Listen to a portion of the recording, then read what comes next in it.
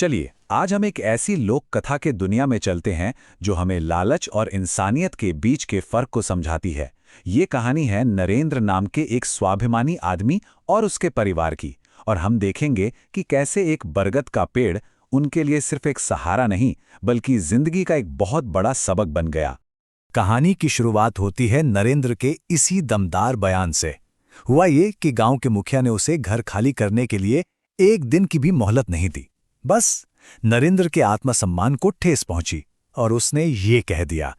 ये सिर्फ एक लाइन नहीं है, ये उसके कैरेक्टर को बताती है, और यहीं से कहानी का असली संघर्ष शुरू होता है। और देखिए, इसी आत्मसम्मान की एक कीमत चुकानी पड़ती है। एक झटके में पूरा परिवार बेघर हो जाता है। अब उनके पास अपनी इज्जत और अपनी गरिमा के अलावा कुछ भी नहीं बचा था। जरा सोचिए उस परिवार पर उस वक्त क्या बीत रही होगी। नरेंद्र, उसकी पत्नी सावित्री और उनका बेटा तपन अपने ही गांव से निकाल दिए गए हैं। कदम थके हुए हैं, आगे का रास्ता अनजान है और मंजिल का तो कोई अता पता ही नहीं। उनके दिमाग में बस एक ही सवाल घूम रहा है, आज की रात आखिर गुजरेगी कहाँ। ये पल उनकी बेबसी को साफ दिखाता है। लेकिन कहते हैं ना, जब इंसान के लिए सारे दरवाजे बंद हो जाते हैं तब कुदरत कोई ना कोई रास्ता जरूर दिखाती है। उनके लिए वो रास्ता बना एक बहुत बड़ा बरगद का पेड़। ये सिर्फ एक पनाहगाह नहीं थी बल्कि एक नए मौके की शुरुआत होने वाली थी।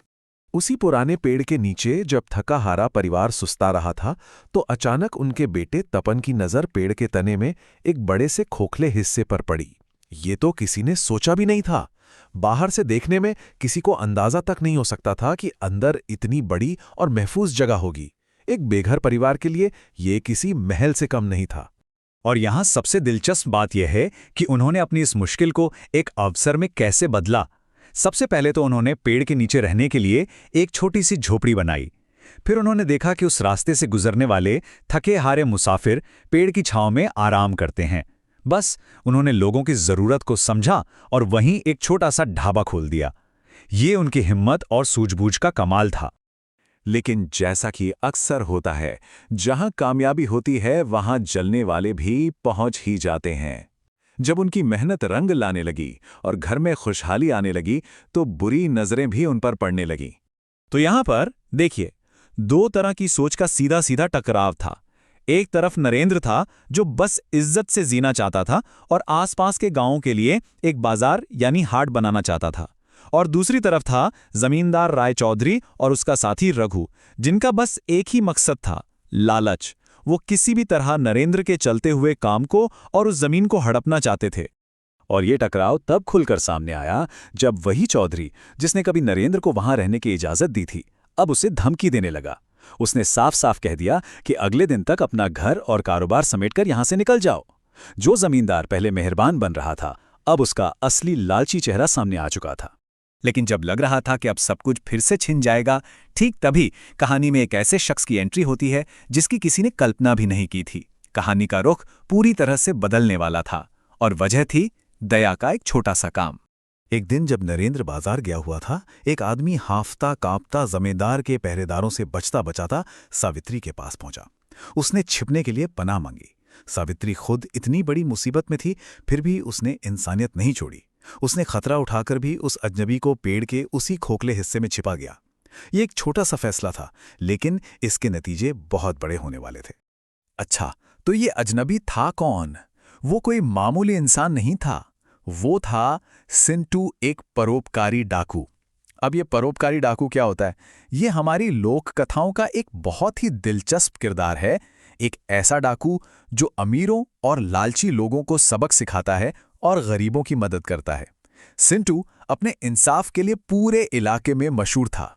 और जब सिंटू को पता चला कि सावित्री और उसका परिवार भी उसी जमींदार राय चौधरी से परेशान है, तो उसने उनकी नेकी का कर्ज चुकाने का फैसला किया। उसने वचन दिया कि वो इस परिवार को राय चौधरी से हमेशा के लिए बचाएगा और ये पक्का करेगा कि वो उन्हें फिर कभी परेशान ना कर सके। तो अब हम कहानी के आखिरी पड़ाव पर आते हैं, जहां दौलत का, पैसे का असली मतलब सामने आता है। ये इंसानियत और माफी का एक बहुत गहरा सबक है। और फिर पासा पूरी तरह से पलट गया। सिंटू डाकू के आदमी जमींदार चौधरी को पकड़कर ले जाते हैं। जैसे ही ये खबर फैली, डरा हुआ रघु सीधा नरेंद्र और सावित्री के पास मदद की भीख मांगने पहुंचा। सोचिए, जो लोग उन्हें बर्बाद करना चाहते थे, आज उन्हीं की जिंदगी और मौत इन दोनों के हाथ में थी। जब नरेंद्र और सावित्री सिंटू डाकू से कहकर राई चौधरी को छुड़वा लाते हैं तो चौधरी शर्मिंदगी से उनके पैरों में गिर जाता है और तब वो कहता है, मैं समझ गया हूं कि असली दौलत पैसा नहीं बल्कि इंसानियत है।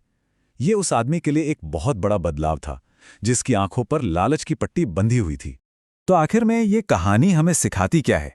ये हमें याद दिलाती है कि असली दौलत नोटों में नहीं बल्कि इंसानियत और करुणा में है। ये दिखाती है कि नेकी का एक छोटा सा काम भी कभी न कभी किसी न किसी रूप में लौटकर जरूर आता है। ये साबित करती है कि हिम्मत और सूझबूझ हो तो इंसान शून्य से भी अवसर बना सकता है। और सबसे बड़ी बात ये बताती है कि माफ कर देना कभी कभी सजा देने से कहीं ज्यादा ताकतवर होता है। तो ये कहानी आज हमें एक बहुत ही गहरे सवाल के साथ छोड़ जाती है।